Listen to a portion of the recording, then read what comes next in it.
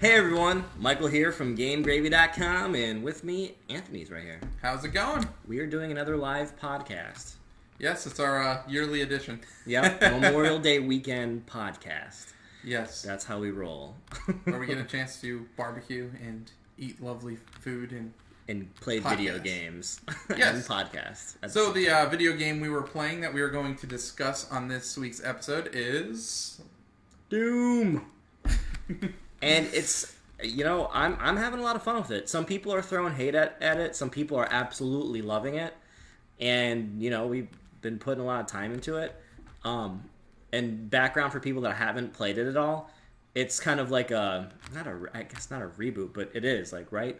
Yeah, well, it has a continuation, kind of the original story. But in its sense, it's starting anew with new series traditions within this one. Yeah, it's kind of like a throwback to the original Doom, right? So, but more modernized. Yes. It's not like the prior Doom was kind of... I didn't like the prior Doom. Some people like that one. Did you like it? Did you play it? Was that Doom 3? Yeah. Well, Doom 3... Okay, let's for comparison's sake, Doom 3 was more of a survival horror game. And it was linear, I think. Way more linear. Yes. This takes more of a cue from the old Quake Arena games or...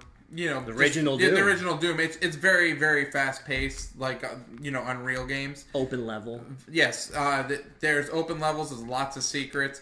We even unlocked a retro level that had the same exact look as the original That was really Doom. cool. Yeah, so it was a pretty nice little throwback. You pull this lever and it opens this door, and you go in the door, and it looks just like you're playing it on the old PC. Yeah, the enemies are new. Still. Yeah, the enemies are still new looking, Yeah. but yeah, it has this whole entire old school feel. It's great. Yeah, I really liked it a lot. It surprised me. I didn't expect to see it because the one thing that clued me off that it was going to happen, it was the old level in original Doom, when you push the open button and you open those doors and you unlock a secret, it makes that like whining, that like Yeah. that, like that whine. And we heard that and we're like, oh, that sounds like the original one. And he's like, dude, that's the door right there, and it unlocked it, and it was pretty sweet.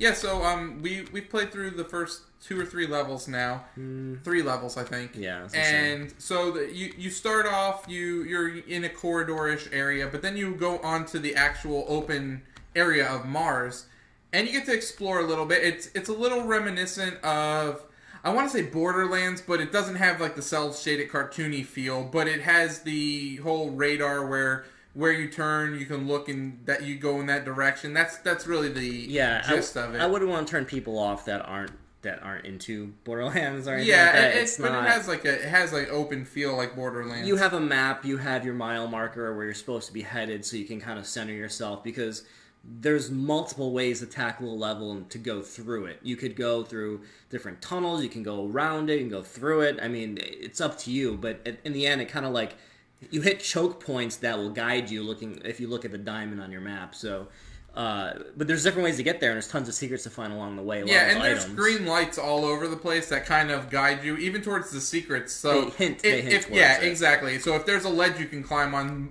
most of the time there's a little metal grate, and there'll be like a little green light on it, so you can jump up and grab it. Yeah. Let's talk about the enemies. Oh yeah. Okay. Yeah. So the enemies that we faced so far, you have just your Walking Dead drone-ish kind of zombie-like enemies that don't do much damage. They're real slow. Then we've come across imps. Yep. That just launch. They charge fireballs at you, but they also charge them as well too. Yeah, and they can teleport as well. Yep. So that adds a little bit of challenge. Then there's the what are the... Those big assholes. I don't know. Yeah. I don't know their names.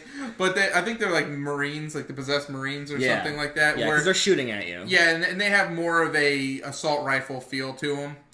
And then, wasn't there another enemy? There was a Marine with shields. Oh, yeah, and there's one that's holding a shield where you kind of got to run around them and try to figure out how to down his shield.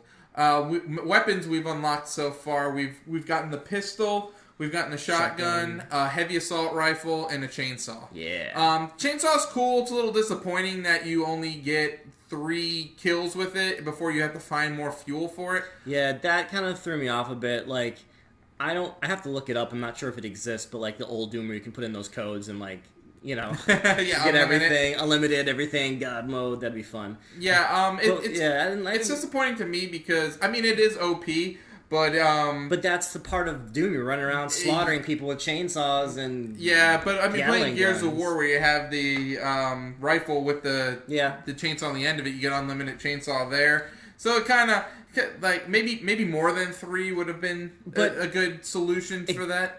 Speaking of that though, it does hold true to the original Doom spirit of making it difficult. Like yes, it does. You know, it's meant to challenge you. Like, you know, they're not just pushing you through levels in a linear fashion and like holding your hand along the way saying, all right, now go here. Okay, now do this. All right, you got to go from point A to point B to beat this so you can go to the next level, next area. They're like, we're going to dump you in this area.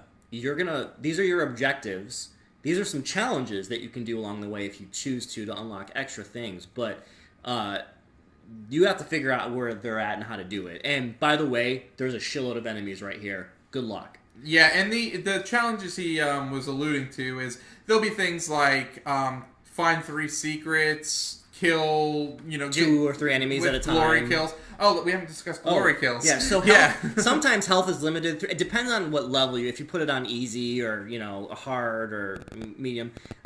The whole thing is sometimes health is really hard to find, and they created this system called glory kills. So if you damage an enemy enough, they kind of like highlight in a certain way, like it's a bluish, orangish, yellow type of thing. And if they do that, you hit the right stick, and you come up to them, and you kill them in a glorious manner. Yeah, and there's tons of different animations. I think we've at least come across 10 to 15 different animations. Yeah, they're all unique. They've been, I guess if you play it long enough, they recycle quite a bit. But there's enough variety where, you're jumping from enemy to enemy. And later on, it's a strategy when you go out for these levels. You can chain these glory kills and attacks together. You're going to need to survive in order to get health. Yeah, it doesn't. At no time you feel like you're seeing the same glory kill animation after animation. Yeah, so yeah. That's pretty nice. But yeah, back to the challenges. Basically, you have one was get 5 different glory kill animations, 3 secrets. What was the other one? Oh, kill 2 enemies with the shotgun. So there's different things like that. At the same time. Yeah, at the same time. Yeah. And once you unlock those challenges and you beat them, you get a weapon upgrade. So you're able to upgrade your weapon, and you'll get different upgrades. You can even find bots that have upgrades. So for the shotgun so far, we've gotten a cluster, or it's like what is it, like a burst fire shot, and we've also got an explosive shot. So yeah. And then with the points that you get, those upgradable points, you can add different things. So your cooldowns are less, or they come up faster. Or they shoot. You can also unlock suits for your suit upgrades for your what do they call it? The protein or protein suit or whatever. And that'll allow you to get stuff like it'll show you items on the map. Where the secrets are, in the general vicinity, where items are located at, environmental upgrades and upgrades, and suit upgrade adaptability or whatever, so you can benefit more from the power suit upgrades. But those are a little bit harder to come by. You got to work your way to find those in different corridors and vents and different things. Speaking of that, that's been a fun thing to do, is try to find all these secrets and different places to jump in and look up in the ceiling. I felt like a kid playing Doom again because you're like, hey, oh my gosh, there's something to look at, like pounding against every wall panel that you can and door that you see to try to find, or trying to jump in or over. I don't know how many times I died trying to get to something I wasn't supposed to, but... it makes me feel old saying we were kids playing the original Doom. Whatever. It's true. It's true. But, yeah, the one thing we haven't jumped into yet is multiplayer. Maybe we'll give our impressions on that after we played a little bit more. Sure. And we'll jump into the multiplayer. But so far, the campaign, we're liking.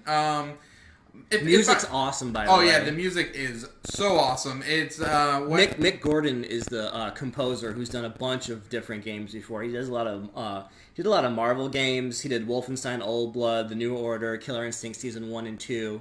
But this just has like that, I don't know, it's got this like Pantera, Meshuggah, heavy guitar / electronic hard-hitting beat. It feels like Doom. Yeah, and the music's very well placed in the game, so it has more of an atmospheric ambience when you're walking around and there's no enemies. Then once you come across the horde of enemies, then the metal music kicks in and it amps you up. It does, and it's all run and gun. There's no hiding. There's no waiting for enemies. If you're not moving, you're dead. Yeah, you can't just stand behind cover or just stand in the center and try to kill people. You will die. So it really does its job, the music, in getting you to... It moves you as well as your character on screen. Yeah. There's been a couple times, too, where Anthony's laughed because I've jumped.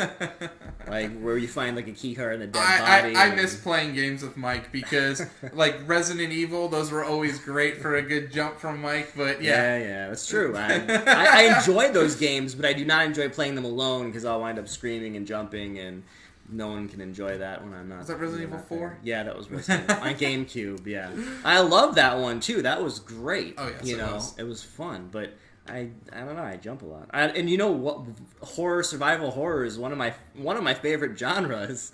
So you think I'd be desensitized? When I'm playing games with you, it's one of my favorite genres too. I guess, yeah, right. You think I'd be desensitized to it, but I get like so into it and feeling like, oh, I'm the character, I'm here, and I'm like absorbed in the detail. They always get me. Yeah, so is there anything else you've been playing? I know we've I just beat Uncharted 4. How'd you like that? I think you guys already talked about that on the podcast. We talked about, there was a prior podcast. There was no spoilers in that podcast, so it was good. We're going to do another podcast later on that talks about intricate details of the story and how it relates throughout the franchise. And that will be noted not to listen to it if you haven't played through any of the games or beat the Uncharted 4 game. But that's going to be a fun one to do. Yeah, I've been playing Rocket League. I finally got it on Xbox as well, so just playing on Xbox and PS4, playing a lot of Rocket League. Been playing Uncharted 3, never beat it. Got the Nathan Drake collection, so now I've been playing that. It's an awesome deal. And I never beat Wind Waker, so I've also been playing that. So just honestly, I'm playing a lot of older games, and then mixing it in with a little bit of Rocket League. Yeah, I'll jump on Rocket League with you, but I've been finishing up playing the Division too. I'm only level 19 on that one. I'm like balancing. I'm whatever you left me at, so 6 or 7. Well, I have it on PlayStation 4 and Xbox, so I'm wherever we left off. So yeah, I'm the same level still. So when we pick that up, we'll play it. We'll be the same level. But yeah, that's been a fun game. They have had to fix a lot of issues with that game, but I'm digging it. I am excited for X-Men today.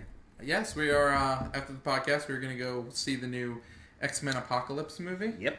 And maybe next week we'll give our thoughts on that. Sure, yeah. Spoiler-free thoughts, of course. Oh, yeah, we don't want to ruin it for those of you that don't have the chance to see it in the next week. But I've been seeing it's been getting mixed reviews. I'm excited about it. It looks like it's true to what the comic fans want to see. It's going to... Supposedly. I think Michael Fassbender's an amazing Magneto. Yeah, so that's, to me, it's worth going to see him as Magneto's worth the price of admission. And the guy that what's his name? The guy who plays Professor X, James McAvoy, I think. He does a good job playing Professor X too. Maybe not as good as Patrick Stewart, but can't be. I would say Fassbender's on Ian McKellen's page with Magneto. Yeah. I think he does a really good job for sure. I just hope that the movie isn't like. In my personal opinion, I'm a huge Marvel fan. You know. And I love X-Men, but I just hope. I mean, it's going to be one of those things where Thanos is a huge enemy, right? Yeah. In the Marvel world, and that movie is the Infinity Gauntlet spanning out through a bunch of different movies, right? Apocalypse, like there's a whole series of like Age of Apocalypse, like. Apocalypse is like the first mutant, and he brings hell and rain and terror and new order to the world, like reorganizing the world and destroying it. Like he's all about survival of the fittest, you know. So I hope to God that they don't just, oh, this guy's really bad and he's big, and he's tough. Let's figure out a way to kill him. Oh, we killed him. Okay, good. End of movie. Like I hope they carry the story out at least like the way it should and do it justice, because. The dude's the very first mutant that ever existed, dating back to, like, the Egyptian times, I think, way back in the day. And he survived all along. So it's like, he's a powerful dude. Well, you know, a lot of the problems with comic book movies is that they do one-offs. They're I villains. get it. And I always feel that the more you build a character, like Loki was so good because he went cross films. Yes. Like Loki didn't just die. Like, would we feel the same about Loki if Loki was killed at the end of Thor 1? Probably not. We would probably be like, okay, he was a weak villain. But the fact that we got to see him in Thor, we got to see him in Avengers, we got to see him in Thor 2. Don't get me wrong. I hope that they defeat him, but not kill him, because he could be a really good cross character villain to come back. So how do you feel? Have you seen the latest trailer for it? The Apocalypse? Did you see the last I saw the first one that they put out. Okay, well, this isn't a spoiler because it's in the trailer, but the whole way leading up to here, Hugh Jackman kept saying, Wolverine's not in the movie. Then they show a trailer and Wolverine's in the movie. He's part of it. I'm a little disappointed that they showed it in a trailer. Yeah. Because I completely did not think he was going to be in this movie. That's like showing a character die in a trailer or something like that. Yeah. And you're like, what? I didn't know that was going to happen. And then you're waiting for it the whole movie to happen. And I just didn't think Wolverine was going to be in this movie, and I was like, okay. And then if he showed up, I would have been like, oh man, Wolverine's in the movie. He's in the comic books, but I'm so excited that he's going to be in the movie. Yeah, I mean, I'm excited about it, but I thought it would have been a cooler surprise if they had not put it in the trailer. I am 100% on the same page. I think what happened was the initial reviews started coming in mixed, and to sell it, they put Wolverine in the trailer. I really think that's what happened. They're trying to get people to go see it more. Yeah. You know, like, oh, it's Age of Apocalypse, it's going to be crazy, it's going to be cool. By the way, there's going to be Wolverine in it. So. I still think if they do a Deadpool versus Wolverine movie, that would just be money. Rated R, Deadpool Wolverine movie. Money. I love money. it. I love it. And it would be funny. I hope if they did that, it wouldn't be an integral part to like any of the stories. No, or just anything. a stupid but side just like story.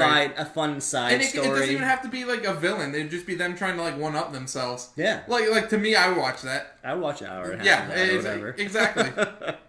I mean, yeah, they could have some like villain, but like, but they could. In the end, maybe they can learn to work together to defeat the villain. I wouldn't even like that. Like, I would, I would like Wolverine would like stab through Deadpool to kill the villain by accident or something like that. Or on purpose. Or vice versa. Exactly. Or something really stupid. Deadpool uses a sword through Wolverine to kill the just something ridiculously out there and funny. But yeah, the Deadpool movie was amazing. Yeah, I love that. I would probably still say Civil War is the best comic book movie I've seen this year, followed by Deadpool. Yeah. Then X-Men, even though I haven't seen it yet because Batman Superman's terrible, and that doesn't deserve to be on any list. I liked it, but not that much. So we'll see.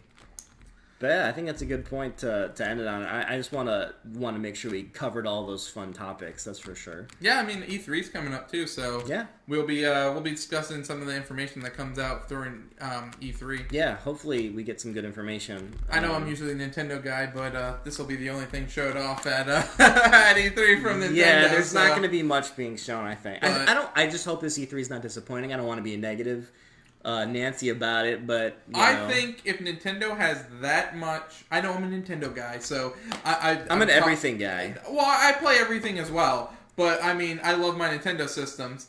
But I just think if Nintendo thinks that Zelda, and that being the only game they're showing, has like that much power, we're in for a treat. Yeah, I mean, they're done with Zelda too, so they're just waiting for the NX to. Yeah, I mean, they're going to fine-tune it, though. Yeah. But, I mean, I already think that a lot of the teams moved on to other stuff. I think they're going to... I hope so. I would say that they're going to have a huge lineup. The fact that we're not getting really any Wii U games this year, I would say that's a testament to how many games we're going to have on the NX when it launches. Yeah. And I could see one game a month for the whole entire first year, maybe more after that. But then if they have the OS where it's cross-compatible with their handheld. You're just going to have games all the time, 2 to 3 a month probably. That'd be Nintendo. Cool. Yeah, I'd be fine with that, especially if you can tap into the virtual market and still use old games that you've purchased prior. So, but I mean, really from the NX, what I want, the biggest thing I want is just an online infrastructure that's competitive with the Xbox and the PlayStation. That's really all I want.